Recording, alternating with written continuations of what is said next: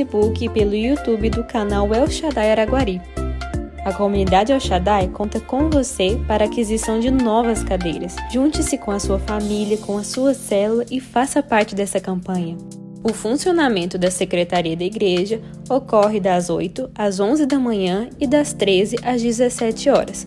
Os dízimos e as ofertas podem ser entregues na Secretaria ou feitos por meio de depósito bancário identificado. Aqui, e eu quero falar sobre os jovens, algo que tem atrapalhado esse exército, sabe? E eu vou, provavelmente no começo alguém vai achar polêmico, mas a verdade é essa. A palavra lá em Colossenses, quem tiver aí, abre comigo, capítulo 2. Nós vamos entender hoje que as filosofias de vida pregadas, ensinadas em escolas, academias, sabe, irmão, tem atrapalhado cada um viver a plenitude de Jesus Cristo. E eu sei que é complexo falar sobre isso, mas contra fato não tem argumento. E nós temos uma história com Agar, feita por um homem em poucos anos que pisou nessa terra, né? Nós estávamos cantando aqui, tanto que é lindo, né? Nós cantando que a tumba está vazia. Mas nós temos que entender, para que a tumba fosse esvaziada, primeiro ela foi preenchida. E tumba não se preenche de vida, tumba se preenche de morte. Então antes da tumba se esvaziar, ela foi cheia de morte, da morte do nosso Jesus Cristo de Nazaré, que venceu a morte por causa de mim e de você. E contra esse fato não tem argumento. Contra isso ninguém pode questionar, ainda que venham estudiosos, porque hoje Cristo é vivo.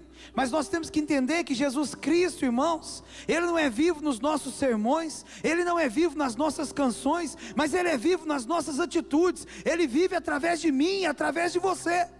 E contra isso, irmão, contra esse fato não tem argumento, contra esse fato não tem filosofia, contra esse fato não tem pensador, contra esse fato não tem nada.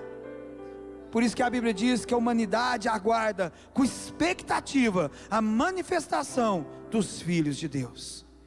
Temos que nos manifestar, porque é em nós que as pessoas conhecerão o amor de Jesus Cristo de Nazaré. Colossenses capítulo 2, a partir do verso 4. Acho que aqui mais usado é NVI, eu vou ler aqui no meu aparelho celular aqui. Lhes digo isso para que ninguém os engane com argumentos aparentemente convincentes, porque embora esteja fisicamente ausente, estou presente com vocês em espírito, e alegro-me em ver como estão vivendo em ordem, e como está firme a fé que vocês têm em Cristo. Assim como vocês receberam a Cristo Jesus, o Senhor, continuem a viver nele, enraizados e edificados nele, firmados na fé, como foram ensinados, transbordando de gratidão. Tenham cuidado, para que ninguém os escravize a vãs filosofias enganosas, que se fundamentam nas tradições humanas e nos princípios elementares deste mundo, e não em Cristo Jesus. Pai, esta é a tua palavra.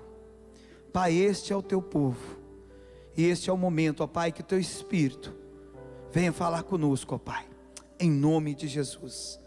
Amém, amados? O apóstolo Paulo, então, ele escreve essa carta aos Colossenses, e ele começa dizendo aos Colossenses, ele fala assim: eu vos digo para que ninguém vos engane com argumentos aparentemente convincentes. E as coisas que mais existem hoje são debates. As coisas que mais as pessoas estão trazendo são debates, porque uma coisa que nós começamos a debater, começamos a discutir, as pessoas que ficam prestando atenção, elas serão convencidas por um ou serão convencidas por outro. E os espectadores dos debates sempre tomarão partido de um lado. E quando eles tomam partido de um lado, correm um tremendo risco de serem aprisionados, escravizados nessas vãs filosofias. Bom, para falar um pouco, para vocês entenderem um pouco onde eu quero chegar essa noite, eu quero falar de uma escola de filósofos que começou em Sócrates.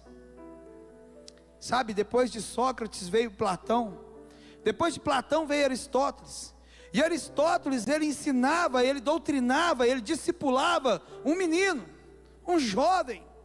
Nós temos aqui quantos jovens hoje que têm sido discipulados, irmãos, pelo Google, pela internet, pela direita, pela esquerda, por filosofias vãs, por discursos que no momento preenchem alguma coisa, mas que nunca nos leva à plenitude. Jesus não te fez, Jesus não te criou, Jesus não te formou para viver um momento, Jesus nos fez para viver uma plenitude, para sermos completos. E a pessoa completa não precisa de nada. E a pessoa completa, ela não depende de nada. Pessoas que dependem de outras para ser feliz são pessoas incompletas. O jovem que pensa, eu vou arrumar uma esposa porque ela vai me completar, irmão, seu casamento está fadado ao fracasso. Porque se você não for completo em si e em Deus, não adianta ter relacionamento, porque relacionamento não preenche vazio. Mas nós vamos vendo aqui que a história vai desenrolando. Então, um homem formado academicamente por Aristóteles, começa na mesma ideologia de Satanás, que é uma ideologia imperialista, que é a ideologia do império das trevas, quer comandar, quer dominar. Então Alexandre, ele já herda do seu pai, Filipe II, um exército armado, um exército pronto, grandes terras. Então um jovem preparado por uma pessoa herda um exército. E eu quero te dizer que hoje se entregam coisas poderosas para as pessoas, preparadas pelo inimigo, pelo exército de Satanás, porque nós que somos o exército de Jesus Cristo, não estamos nos preparando para assumir aquilo que Deus tem para nós. E quando nós não nos preparamos, o inimigo toma conta. Ele tem preparado um exército para dominar as regiões, para dominar as coisas, para dominar os grandes pontos, porque nós não nos preparamos. E aí, então esse Alexandre, ele começa a fazer uma bagunça, irmãos. Ele começa a dominar. Ele começa a trazer um terror aos inimigos. Mas ele começa a crescer diante dos homens. Tanto é que ele chama ele até hoje de Alexandre o Grande. Sabe, irmãos? Então esse jovem se torna um homem, se torna um conquistador. Esse homem que veio dessa escola de Aristóteles, essa escola, irmão, que hoje nós chegamos numa formação acadêmica, nós adentramos numa academia, eles vêm trazendo pessoas para que nós estudemos. A pessoa entra hoje numa faculdade, a primeira coisa que vem na nossa mente: eu vou expandir os meus horizontes, eu vou expandir a minha mente. Eu quero te dizer, irmãos, Moisés era um homem que tinha a mente um horizonte tão maravilhoso que ele conseguiu escrever, irmãos. Ele não escreveu uma vã filosofia, não. Ele escreveu os 10 mandamentos. Ele passou os 10 mandamentos, histórias que foram formando civilizações, histórias que veio trazendo compromisso ético, compromisso moral, compromisso com o próximo. E aí vem pessoas, irmãos, desfazendo tudo isso. Nossa, eu vou expandir o meu horizonte. Eu vou tornar um pensador. E aí eles começam a nos entregar alguns pensadores que vai só numa linha, uma linha imoral, uma linha ilegal, sabe, uma linha ineficiente. Nós temos que conhecer a eficiência das coisas, e tem nos formado. E as crianças, então, eles começam a trabalhar, agora já não é mais numa formação acadêmica, eles começam a trabalhar no ginásio, eles começam a trabalhar no ensino médio, no ensino fundamental. E as crianças estão tendo os pensamentos deturbados. Eu quero só abrir aqui um parênteses. A minha esposa, esses dias, foi ler um texto, E olha o que dizia esse texto. Uma menina escreve assim, eu esqueci o nome, mas eu vou usar 2 nomes aqui. Alice escreve assim, olha para você ver. Nossa, como seria legal se na loja de roupas tivesse camisa do Batman, camisa do Super-Homem, camisa, né, do Tarzan, camisa do Hulk, para as meninas também. Pois na ala feminina só tem camisa rosa. Na área dos meninos é mais legal, é muito melhor. Por que para nós meninas não tem isso? E aí ela fala, eu e a minha amiga, e não dá o nome da amiga, eu e a minha amiga ficamos descontentes com isso. Então gera um descontentamento e gera uma dúvida. E olha só a mentira, irmão, numa loja onde tem roupa masculina e roupa feminina não é só rosa. Roupa feminina tem figura de flor, roupa feminina tem figura de princesa, tem vários tipos de figuras. Mas olha só o discurso, levando eles a pensarem que a roupa dos meninos é mais legal que a roupa das meninas. E você começa a falar isso com um menino de 12 anos. O que esse menino vai começar a pensar? Estão me proibindo e estão me aprisionando a escolher só um tipo de roupa. E aí vem, irmão, que a nossa adolescência é a fase da nossa rebeldia. Todo mundo passou por isso. E aí tem alguém ainda que está passando. E aí nós compramos uma causa. São vãs filosofias que vai formando um caráter, que vai formando escolhas erradas na nossa juventude, sabe? Então eu queria que você imaginasse. Então esse homem, ele criou o imperialismo, querendo dominar. Sabe, irmão, nós vivemos tempos assim hoje. Hoje o certo é errado e o errado é certo. Hoje, para você provar que você está certo, você está no... Nós precisamos entender o que está acontecendo conosco, porque o mal, ele sempre quis dominar. Vocês vão ver que Alexandre morre, então nascem outros dominadores. Logo depois que a igreja, que Jesus Cristo pisa na terra, e Jesus Cristo, irmãos, e Jesus Cristo, ele começa realmente a quebrar paradigmas. Jesus Cristo começa, eu acho tão legal que Jesus Cristo chega no templo, e tem uma cadeira ali, ninguém podia chegar na cadeira, ele chega naquela cadeira, ele fala, pega aí o profeta Isaías. Irmãos, ele não tinha sido convidado para pregar. Imagina, irmão, se chega um pregador hoje na igreja, e vai andando para o lado do altar, e ninguém convidou ele para pregar, e ele sobe, cheio de autoridade, fala, me dá aí o livro de Isaías, e ele olha para o povo e fala assim, ei, eis que o Espírito de Deus está sobre mim, e eu fui levantado a levar liberdade aos cativos. E ele começa a fazer um discurso, e as pessoas se maravilham naquilo. Mas de repente, um abençoado lá no fundo da igreja fala assim, peraí, mas não é o filho do Zé? Irmãos, então um discurso de um homem que tinha uma vida plena, ele é jogado fora porque ele era filho do Zé. E ninguém conhecia a história do Zé. Ninguém olhou e falou assim, quem é o Zé? O Zé vem da linhagem de Davi, o Zé vem de uma linhagem real. Mas ninguém, só pensou, o Zé é o carpinteiro. Porque a filosofia do mundo, que diz o apóstolo Paulo aqui, ela é agarrada nesse mundo, nas coisas desse mundo. Muita gente acha assim, ir para o mundo é ir para a balada, ir para o mundo é ir para cachaça, ir para o mundo é ir para droga. Não, irmãos, tudo que te prende nesse mundo é mundo. Tudo aquilo que te atrai. Sabe, irmãos, eu fico olhando. Eu fui privilegiado de congregar com o presbítero Zezinho, que faleceu. E eu fui privilegiado da última noite de vida dele, dentro ali da emergência ali do Hospital São Sebastião. Aquele homem pregou para mim, assim, ele me arrebentou. Ele pregou uma coisa muito, que vive dentro de mim até hoje. Ele estava saturando menos de 80. Puseram oxigênio nele, 15 litros de oxigênio. E aí o doutor Alexandre pôs aquela máscara nele, e ele saturando ruim. E aí eles foram entubar ele, e ele estava em sã consciência, falou assim, eu não quero que me entube. Então chamou a família, e a esposa dele me liga, pastor, vamos lá comigo. Eu falei, nossa. Chegamos lá, o médico veio explicar como que funciona. Nós precisamos entubar ele, porque senão a morte dele vai parecer que ele está afogando e tal. E aí, aqui, você num discurso desse, você já começa a pensar, meu Deus do céu, você já apavora. E a esposa dele, vamos lá conversar com ele então. O doutor Alessandro nos levou lá. A esposa dele chegou e falou assim: oi, meu bem. Aí ele virou para ela e falou assim: meu bem, nós dois somos dois servos de Deus. Nós vivemos firmes com Deus até aqui. Nós temos um compromisso com Deus. E eu quero te pedir, não deixe que me entube. E ela falou assim: mas como que não? Ele falou assim: não, se Deus quiser fazer um milagre, Ele não precisa de me entubar, Ele faz hoje.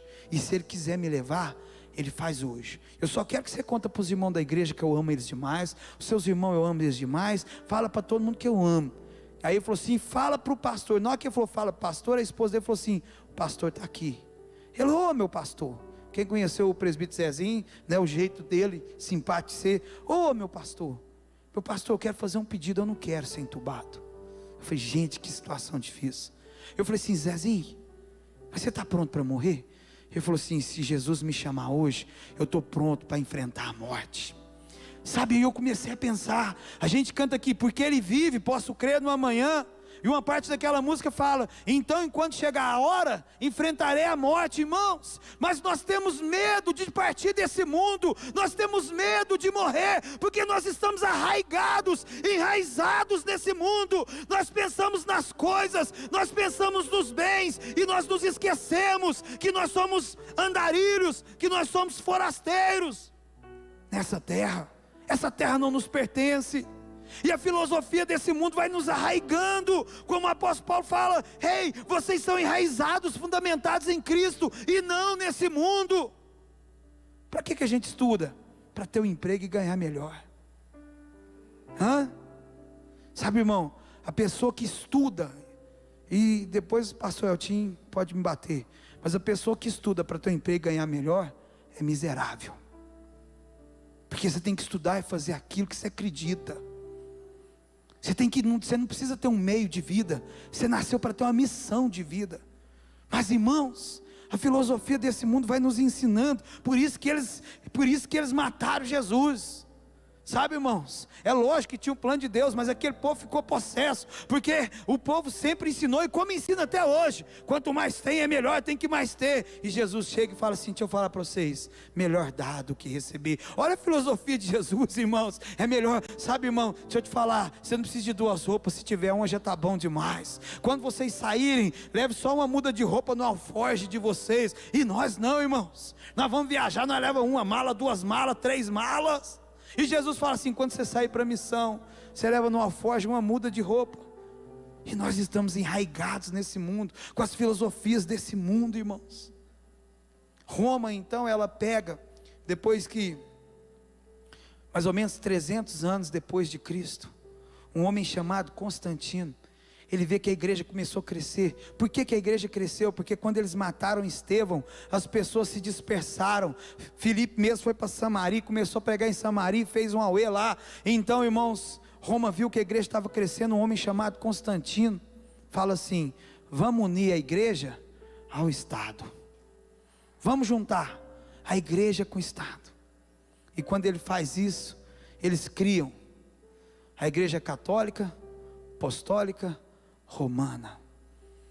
Então Roma começa a conquistar também, quer dominar o mundo, começa a matar em nome de Jesus Cristo, começa a matar em nome de Deus. Começam as cruzadas, começam a indulgência, começa a religiosidade. Então há 500 anos atrás, um tal de Martim Lutero, ele não aguenta mais a pressão da palavra de Deus, e ele nos traz o Evangelho, e o Evangelho pautado em Jesus Cristo de Nazaré. Presta atenção, irmãos, Aristóteles ainda queria falar muito sobre metafísica, muitas coisas. Agora olha o que Jesus fez. Jesus, irmãos, ele chega num lugar, e não tinha pão para alimentar todas as pessoas, ele multiplica o pão. Seus discípulos estão em um certo momento, estão apavorados, estão com medo. Jesus, na mesma hora que ele está no lugar, ele já aparece no meio do mar, sobre as águas, ainda fala assim: Pedro, pode andar. E Pedro sai e anda sobre as águas. Jesus, então, irmãos, ele não é, nós temos que entender que o cristianismo não é uma filosofia, o cristianismo é um estilo de vida, porque Jesus, irmãos, ele nos ensinou com exemplos, e esses exemplos precisam ser replicados. Mas as filosofias, as vãs filosofias desse mundo, ela vem trazendo um exemplo deturbado da humanidade. Quantos, irmãos, vamos ser sinceros, quantos de nós somos capazes de tomar um prejuízo e não preocupar com isso? Olha a filosofia de Jesus: quando alguém te bater de um lado, pá, dê o outro. E o mundo que nós vivemos não é assim. O mundo que nós vivemos, irmãos, eu tenho acompanhado a morte daquele ator. Aquele ator que morreu, meu Deus, assume o nome aqui. Gustavo, depois do Covid, os nomes, você lembra o negócio, Gustavo lá. Muita gente, irmãos, presta atenção, criticando. Não, irmão, ele era ímpio. O duro não é o cara que é ímpio e faz chacota de Jesus. O duro somos nós, que aprendemos de Jesus, mas não vivemos Jesus. Por que não vivemos Jesus? Porque o nosso próprio interesse. Jesus, ele fala assim: é melhor dar do que receber. Tem que abrir mão de si. E nós não abrimos mão dos nossos desejos, nós não abrimos mão dos nossos ideais. O apóstolo Paulo, que escreve essas cartas maravilhosas, ele era um homem que tinha formação acadêmica, ele era um homem que era empresário, ele era um homem que tinha dupla cidadania, e de repente ele fala: tudo isso até hoje para mim não passa de estrume, porque eu conheci o Cristo de verdade, e o Cristo de verdade encheu, completou, trouxe uma vida plena para Ele. Nós precisamos ter uma vida plena. Eu vejo pessoas lutando pelo sucesso. Eu quero te dizer: aquele que está em Cristo Jesus não precisa lutar pelo sucesso, ele já é bem sucedido, porque ele faz tudo, irmão, intensamente, plenamente. Nós queremos ter plenitude na nossa vida, mas não nos entregamos plenamente. É a mesma coisa de falar: eu quero tudo, mas não dou tudo. Eu quero alcançar o lugar mais alto, mas eu não sou capaz de entregar o que eu tenho de mais alto pelas pessoas. Eu quero receber, mas eu não abro mão de mim. E esse discurso de Jesus fez as pessoas odiar Jesus. Os próprios discípulos não entendiam isso. Pedro, irmãos, Pedro, ele tem uma revelação do céu. Lá em Mateus, quando Jesus fala assim: quem diz que eu sou? O que é que eu sou? Ah, um profeta, é isso aí. Pedro fala: não, tu és o Cristo, o Filho de Deus. Aí Jesus fala: nossa, logo você é problema. Não, brincando, ele falou isso não. Nossa, Pedro, não foi carne e não foi sangue que te revelaste, mas meu Pai que está no céu. Mas no mesmo momento, então, Jesus fala: e tu és Pedro, e sobre essa pedra edificarei a minha igreja, a porta do inferno não prevalecerá contra ela, e dar-te-ei a chave do reino dos céus. Então Pedro tem a chave do reino dos céus, e Jesus fala: só que tem um negócio: é necessário que o Filho do Homem padeça, é necessário eu morrer, é necessário eu sofrer, é necessário eu carregar uma cruz. Nessa hora Pedro já fala: ai Jesus, será que é necessário mesmo? Não tem evangelho sem cruz, não tem conquista sem renúncia. Sabe, irmãos, não tem vitória sem sacrifício. Não existe. A questão é que nós não estamos, muitas das vezes, nem todos e nem sempre, não estamos prontos para entregar tudo pelo Evangelho, assim como nós entregamos tudo por um concurso, tudo por um vestibular, tudo por um relacionamento. Isso aí, irmãos, é batata. Principalmente a primeira vez que a pessoa apaixona, ela, não, mas que é isso? Se a mãe chegar e falar: fulano é assim, não, minha mãe não sabe de nada. Que é isso? O importante é ser feliz. Jesus já deu a receita da felicidade. Você quer ser feliz? Vai ler Mateus 5, 6, 7, 8. Se você ler Mateus 5, 6, 7, 8, se você ler Salmos primeiro e executar, você vai ser uma pessoa feliz. Simples assim. Mas não uma pessoa feliz momentânea, uma pessoa bem-aventurada, completa, plena. Mas nós não. Então, irmãos, hoje nós temos sido bombardeados, a nossa mente, a nossa cabeça, o nosso coração tem sido bombardeado com as coisas dessa terra. E nós temos nos apegado nessa terra. E o tempo, irmão, é de pregarmos arrependimento. O tempo é de vivermos o desapego total dessa terra. Porque hoje você está aqui, amanhã você não pode estar. Não é tempo, irmão, de pregar sobre conquista. Por quê, irmãos? Porque nós não sabemos como vai ser o ano que vem. Quantas pessoas planejaram suas viagens? Quantas pessoas ajuntaram dinheiro para ir para a praia? Quantas pessoas compraram roupa, fizeram isso, pensando minha casa, meu carro, meu negócio? E aí veio uma pandemia e plau! Quantas? E aí eu fico pensando, quantos de nós levantamos da nossa cama?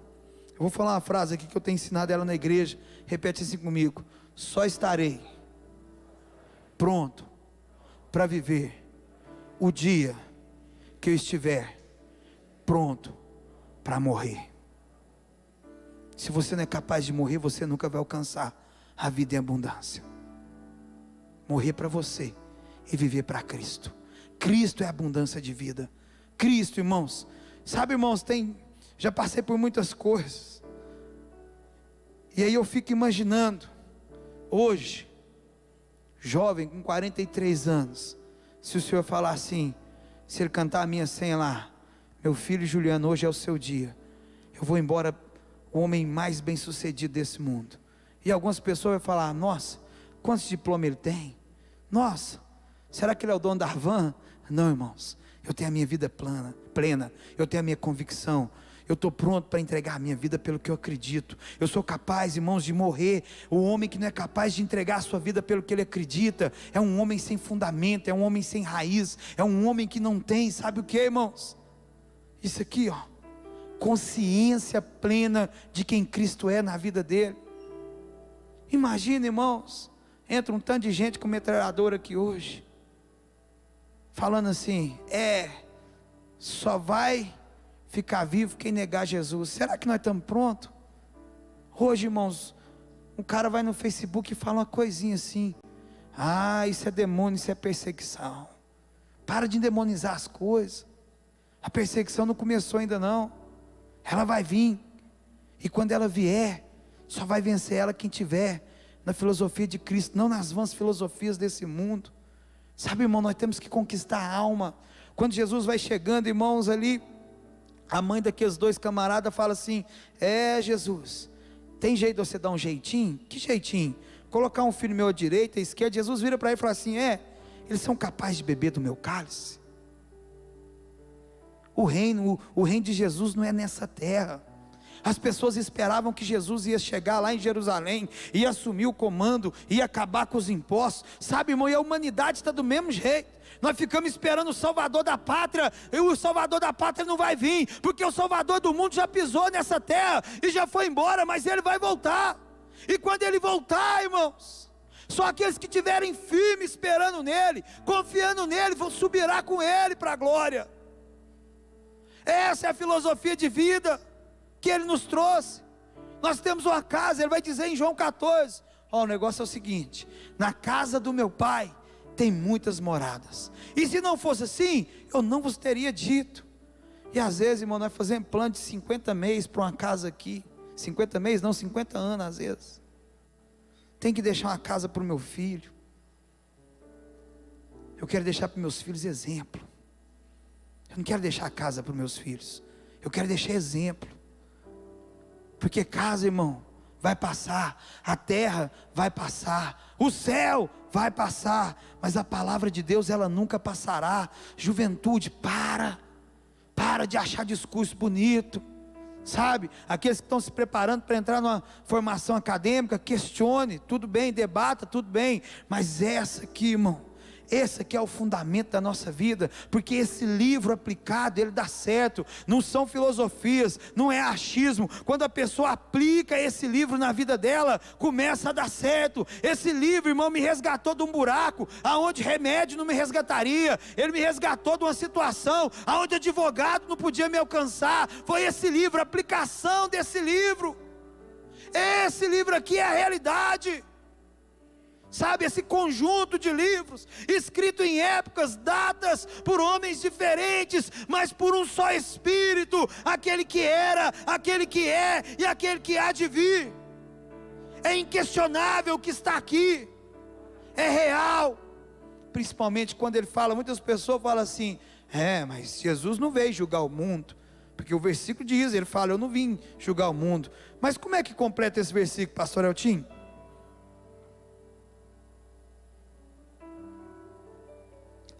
Mas o mundo será julgado pela minha palavra. Está escrito, irmão. A nossa filosofia, o nosso jeito de viver está aqui, sabe?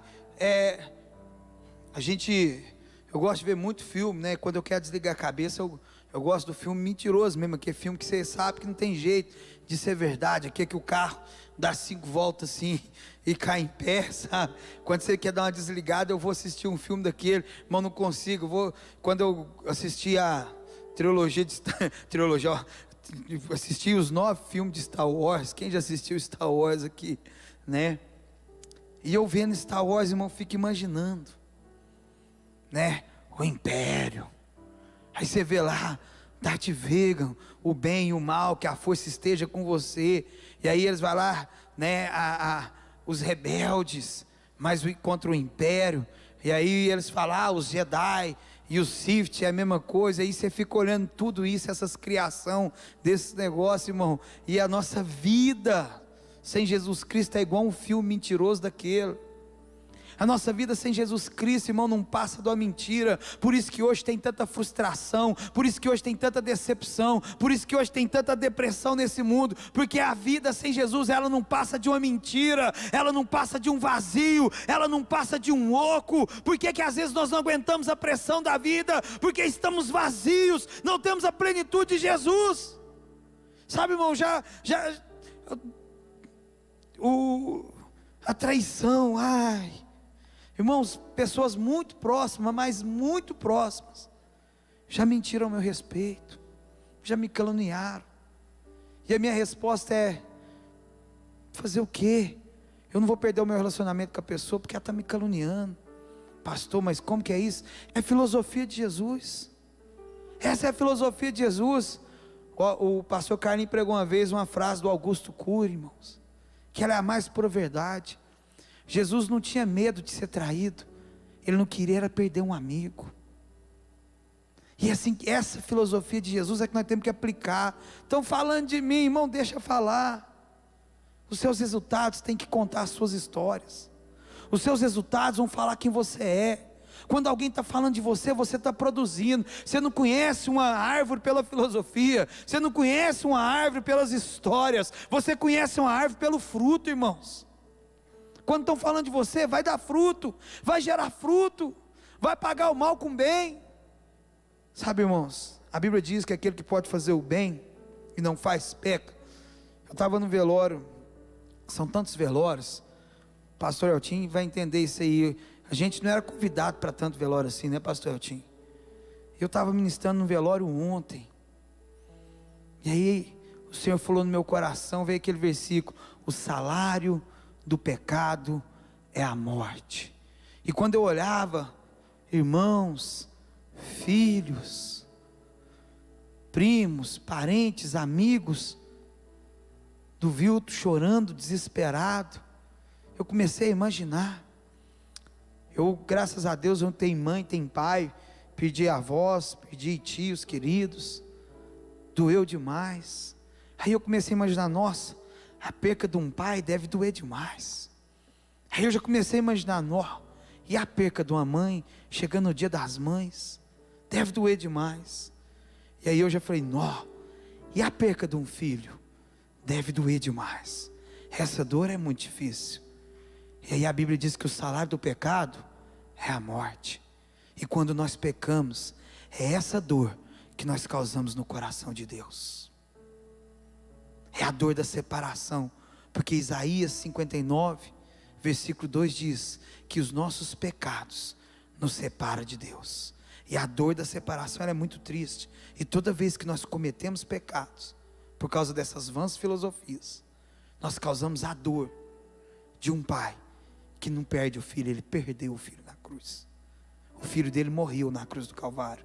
Ele sentiu essa dor, a ponto do filho falar assim: Eloi, Eloi, lama sabachthani, Deus meu, por que me desamparaste? Mas Jesus estava sofrendo, Deus estava sofrendo por causa de mim e de você. Então ele deu a vida dele, ele dedicou a vida dele nessa terra, ele saiu do céu, ele se despiu da glória dele, por causa de mim e de você. E nós vamos ficar escutando pessoas que não têm vidas fundamentadas, pessoas que não têm histórico de vida, pessoas que não são exemplo de vidas, ao invés de ouvirmos a voz de Deus. Chegar alguém aqui, irmãos, eu creio, viu? Eu creio em profecia, eu creio em revelação, eu creio nos dons do Espírito Santo.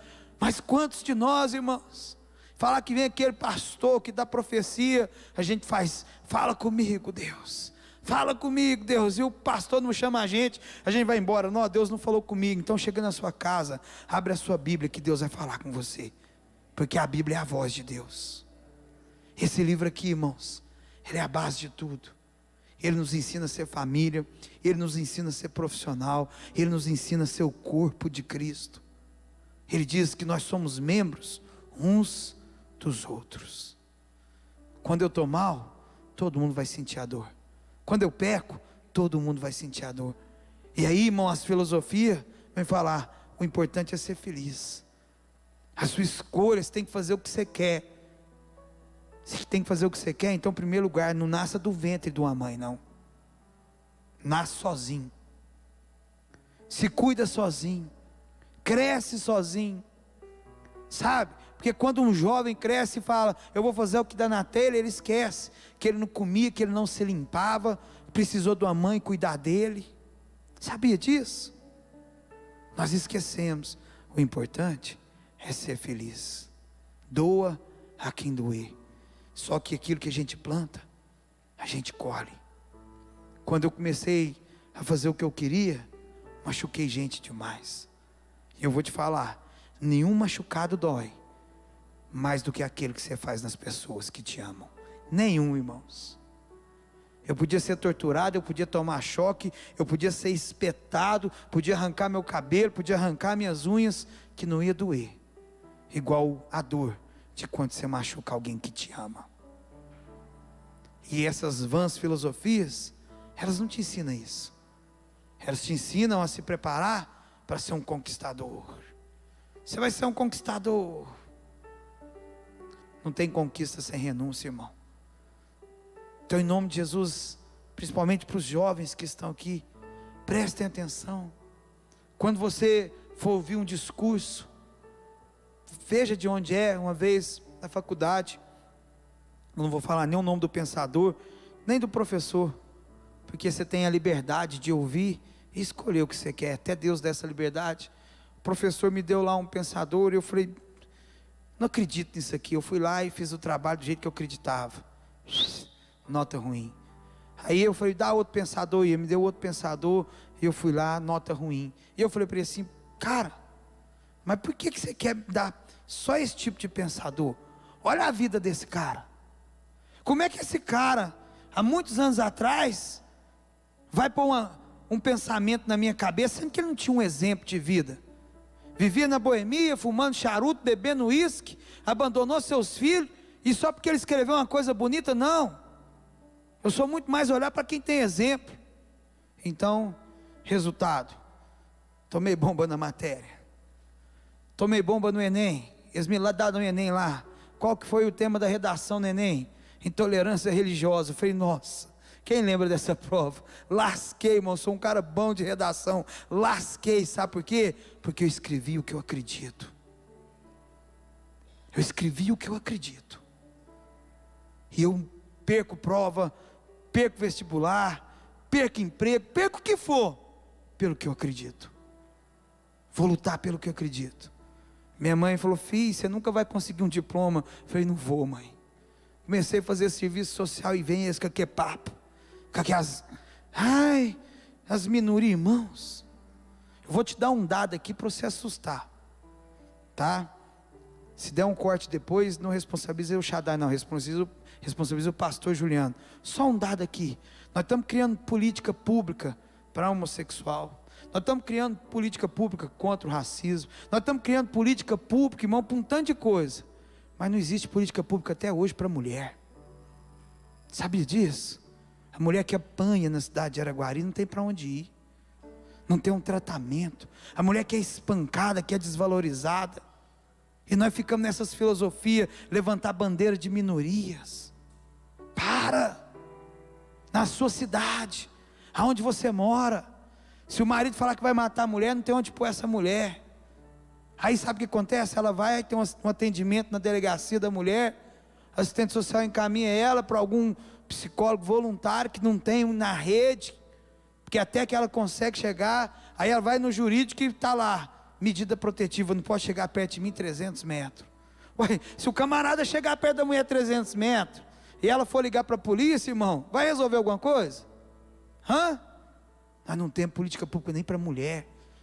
Amanhã é dia das mães. Tem uma coisa mais sensacional do que a mulher? Tem uma coisa mais linda e maravilhosa do que a mulher?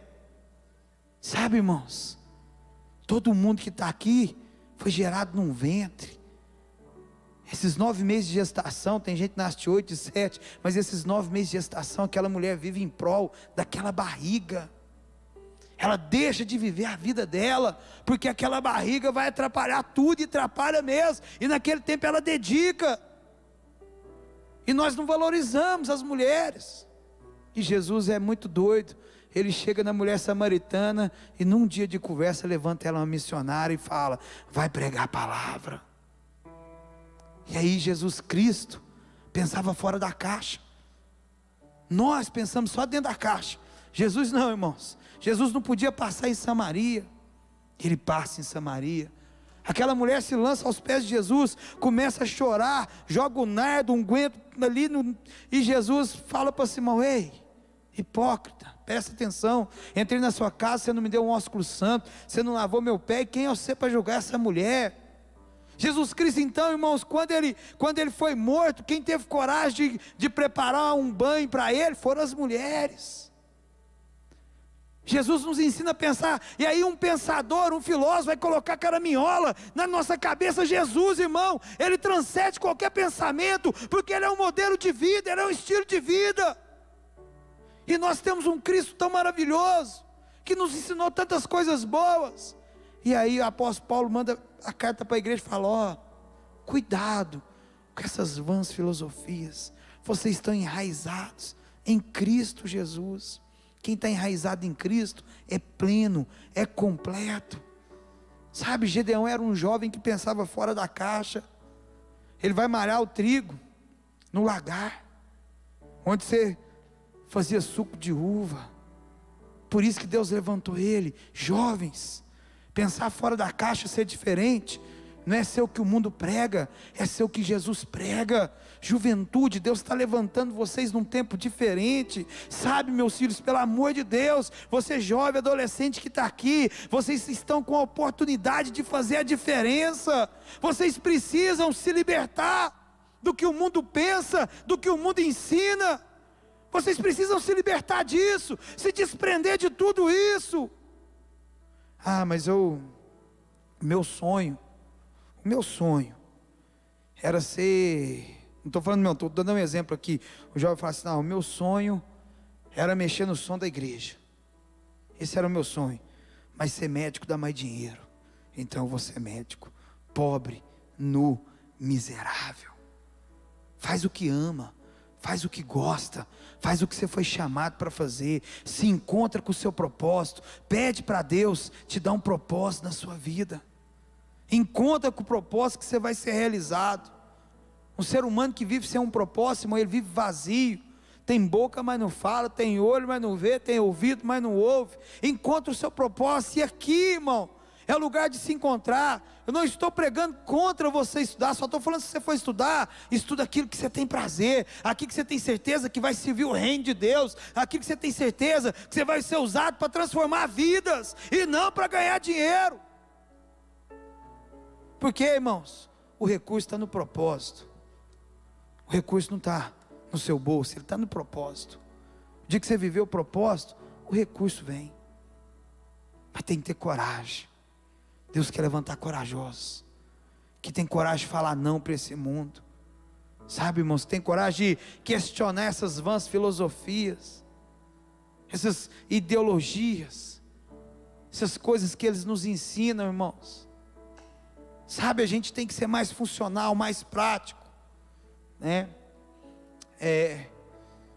Eu até hoje, irmãos, eu não sei, até hoje eu não trabalhei em lugar nenhum que eu executei equação de segundo grau.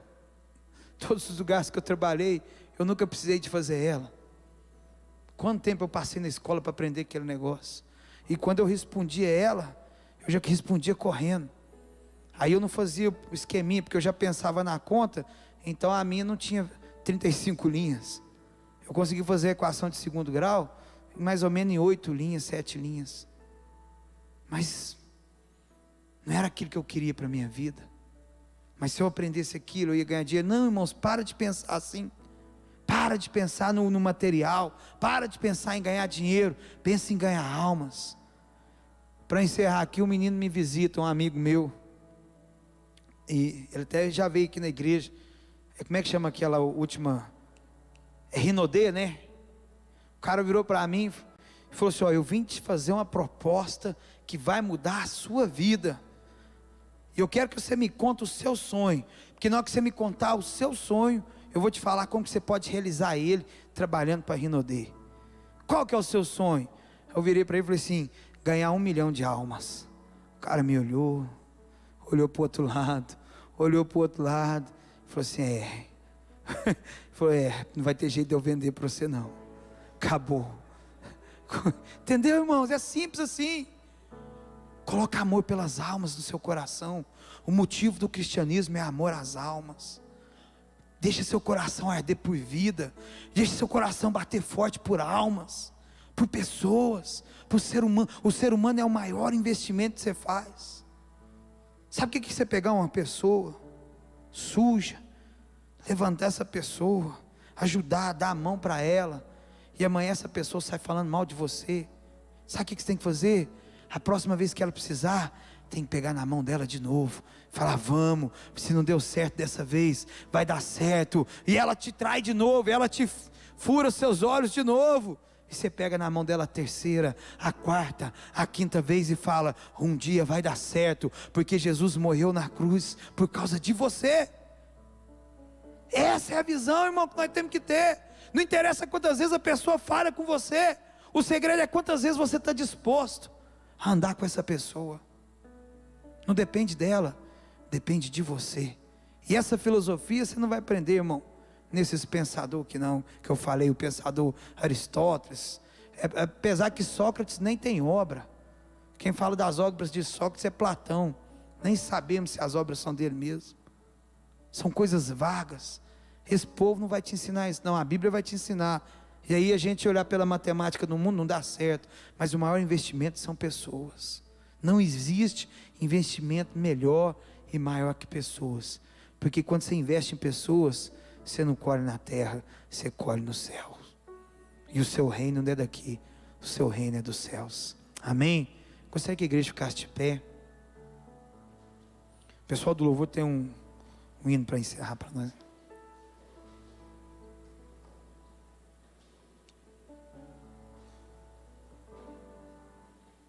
Sabe, irmão, nós vamos, em nome de Jesus, nós vamos ganhar o maior número de almas que se já ganhou na história da humanidade. E vocês jovens vão ser usados para isso. Esse tempo de pandemia, irmão, ele está abrindo, sabe, grandes oportunidades para a gente pregar o reino de Deus. São mais, eles estão tentando, sabe, irmãos, por que eles vão, se fechar a igreja, irmão, eu não vou brigar para abrir igreja. Eu começo a fazer igreja na praça, eu começo a fazer igreja no ônibus. Sabe, irmãos, não pode pregar na igreja? Pega um avião, no avião está cheio de gente, só para pregar a palavra. Entra no coletivo, não pode encher a igreja, mas o coletivo está cheio. Entra no coletivo e prega a palavra de Deus. Prega pelas almas. Cadê o pastor Eltinho?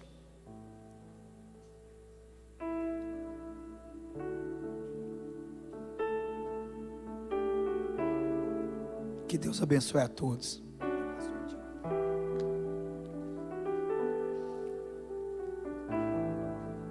Os olhos. Manda a música.